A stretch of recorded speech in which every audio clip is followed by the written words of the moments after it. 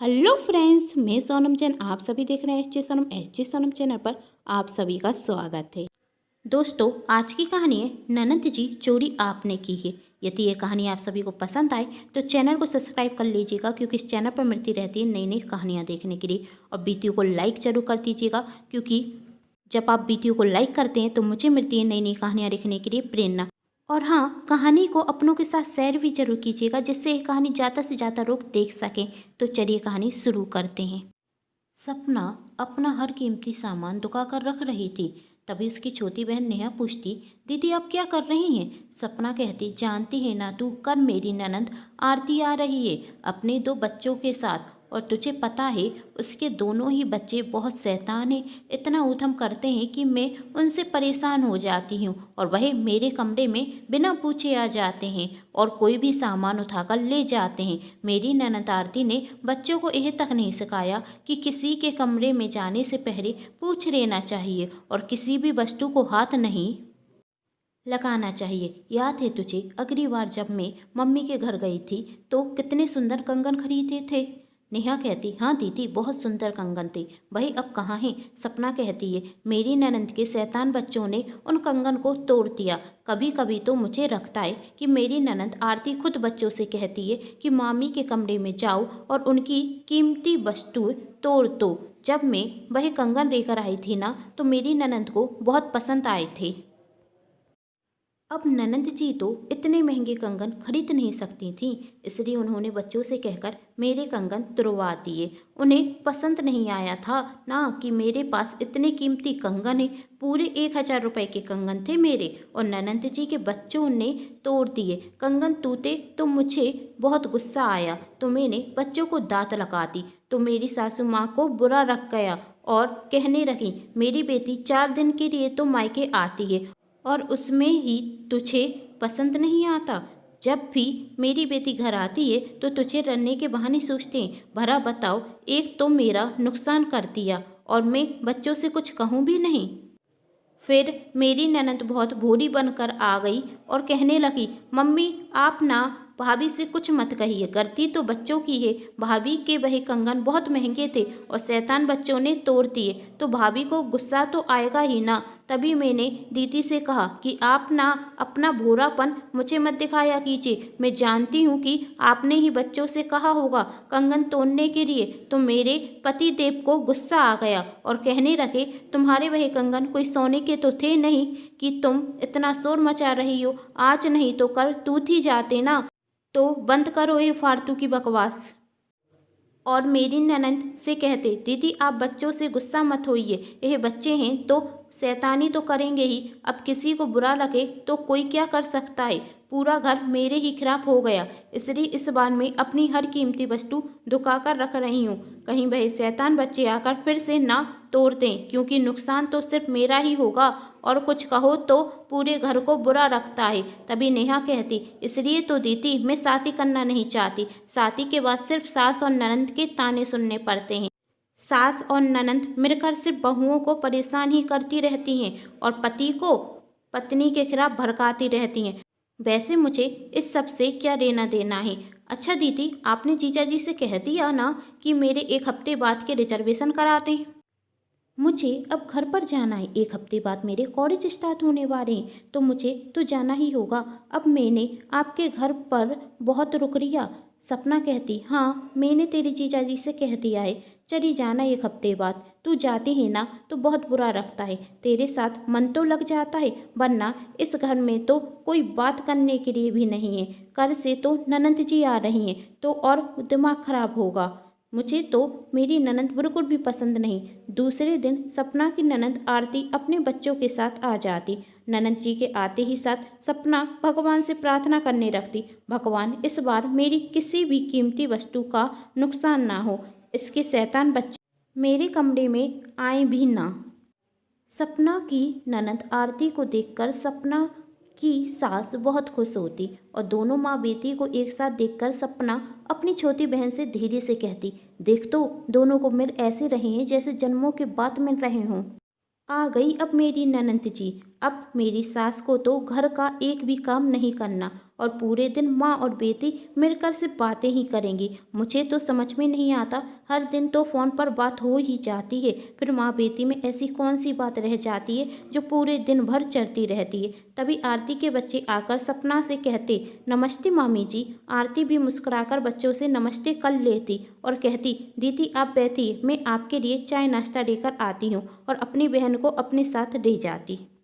सपना किचन में जाती और ननंद जी के लिए चाय नाश्ता बनाने रखती और नेहा कहती, दीदी आपका भी समझ में नहीं आता, अभी अपनी ननंद की इतनी बुराई कर रही थी और अब उनके लिए चाय नाश्ता बना रही हैं। सपना कहती, क्या करूं, करना पड़ता है, वरना माँ जी कहेंगी कि मेरी बेटी का स्वागत भी अच्छे से नहीं किया। मेरी बेटी घर पर आई तो मुंह फुराकर बैठ गई। वैसे मुझे कोई परेशानी नहीं कि ननंद जी घर पर आए, लेकिन जो ननंद जी मुझसे जरती हैं ना और अपने बच्चों के द्वारा मेरे सामान का नुकसान कराती हैं, मुझे सिर्फ उससे परेशानी है।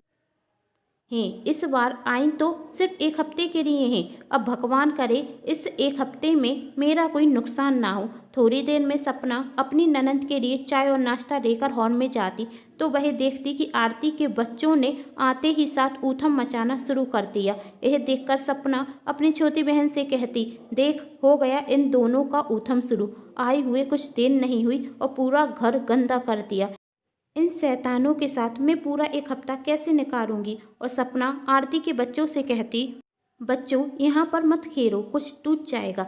तभी सपना की सास कहती, अरे बहू खेलने देना, बच्चे हैं। पर मम्मी जी कुछ नुकसान हो गया तो। और तभी एक कीमती फ्लावर पॉट बच्चों के हाथ से गिर जाता और वह भी टूट जाता है, जिसे देख सपना को बहुत गुस्सा आता और सपना बच्चों से कुछ कहती उसके पहले आरती ही बच्चों को डांटते हुए कहती, तुम लोगों से मना किया था ना कि नानी के घर पर जाकर ऊधम मत करना। मैंने कहा था ना यदि नानी के घर पर ऊधम करोगे तो मैं तुम दोनों को वापस भेज दूंगी। बच्चे मासूमियत से कहते, सॉरी मम्मी, अब ऐसा नहीं होगा।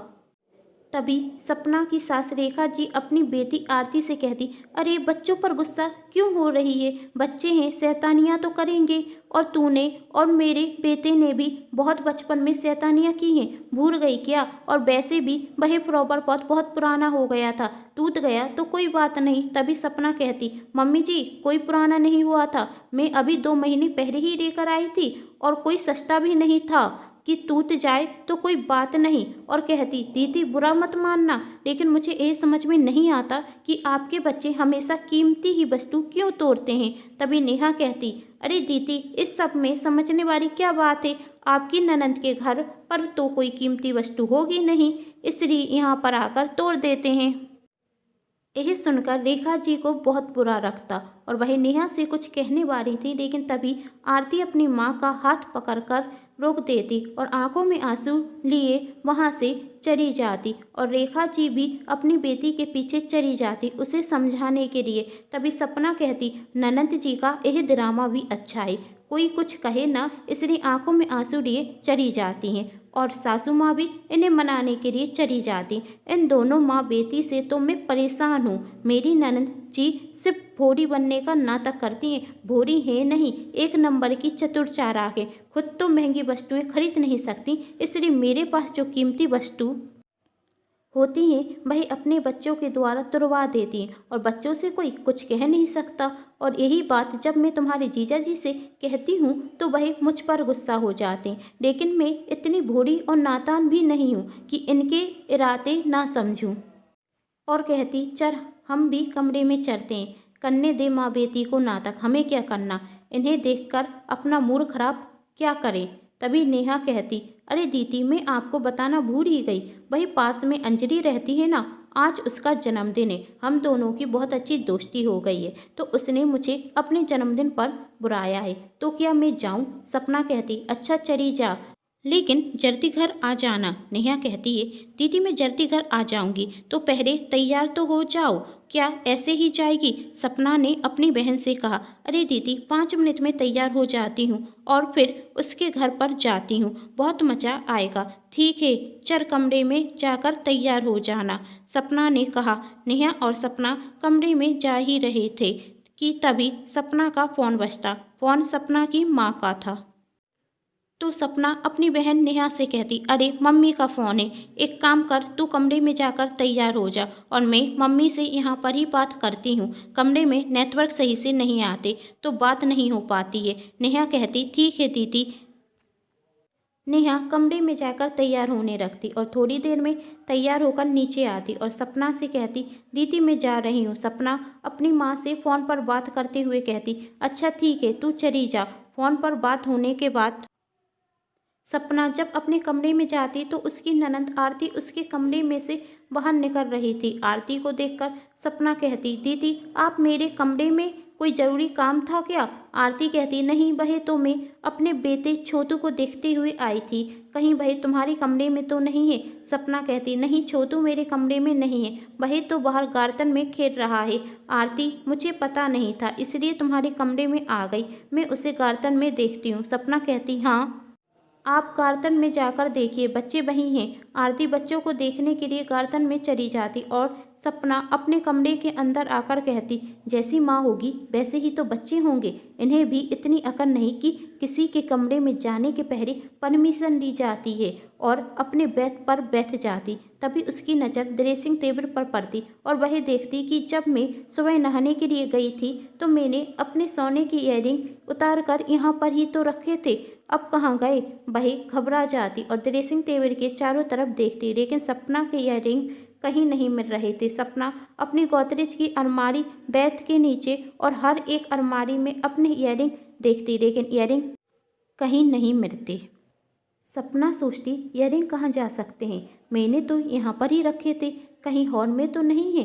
वह हॉल में जाकर इयररिंग देखने लगती। तभी उसकी सासू माँ पूछती, क्या हुआ बहू, क्या देख रही हो? सपना घबराते हुए कहती, मम्मी जी मेरे सोने के इयररिंग नहीं मिल रहे हैं, मैं जब नहाने के लिए गई थी तो मैंने वही इयररिंग ड्रेसिंग टेबल पर रखे थे, लेकिन अब दिख नहीं रहे हैं। सपना की सासू माँ रेखा जी ने कहा, बहू अपने कमरे में ही देखो, वहीं कहीं होंगे, शायद ड्रेसिंग टेबल के पास ही गिर गए होंगे, एक बार कमरे में अच्छे से देखो। सपना कहती, मम्मी जी मैंने पूरे कमरे में देख लिया लेकिन इयररिंग कहीं नहीं है, तभी तो मैं नीचे देखने के लिए आई हूँ, लेकिन यहाँ भी नहीं मिल रहे हैं। सपना की सासू माँ कहती हैं, अरे बहू घर में से कौन ले जाएगा, तुम एक और बार अच्छे से देखो। सपना कहती, मम्मी जी मैं पहले ही बहुत अच्छे से देख चुकी हूँ लेकिन इयररिंग नहीं मिल रहे हैं। तभी आरती कहती, भाभी मैं भी आपकी इयररिंग ढूंढने में मदद करती हूँ। तभी सपना कहती, दीदी आप मेरे कमरे में आई थी ना? किस लिए आई थी? इयररिंग चोरी करने के लिए? आपने ही मेरी इयररिंग चुराई है ना? देखिए दीदी यदि मेरी इयररिंग आपने चुराई हैं तो मुझे दे दीजिए, वरना अच्छा नहीं होगा। आपका बच्चा गार्डन में खेल रहा था और आप उसे मेरे कमरे में ढूंढ रही थी। मूर्ख नहीं हूँ मैं, सब समझती हूँ। आप मुझसे शुरू से जलती हैं, इसलिए मेरी कीमती वस्तुओं को अपने बच्चों द्वारा तुड़वा देती हैं और आज आपने चोरी कर ली। मुझे मेरी इयररिंग वापस कर दीजिए दीदी, वरना अच्छा नहीं होगा। सपना की इयररिंग घर में तो नहीं थी, फिर कहाँ गए थे? क्या सच में चोरी आरती ने की थी? क्या सपना का शक सही था? क्या भूरी बारी दिखने वाली आरती चोर हो सकती है या चोर कोई और था? जानने के लिए कहानी का नेक्स्ट पार्ट जरूर देखें, जिसके लिए कर लीजिए मेरे चैनल को सब्सक्राइब, क्योंकि जब भी मैं लेकर आऊँ कहानी का नेक्स्ट पार्ट तो आप सभी को पता चल सके। यदि आप सभी को ये कहानी पसंद आई हो तो इसे शेयर जरूर कीजिएगा, वीडियो को लाइक कीजिएगा और चैनल को सब्सक्राइब करना बिल्कुल नहीं भूलिएगा, क्योंकि इस चैनल पर मिलती रहती है नई नई कहानियाँ देखने के लिए। Thanks for watching.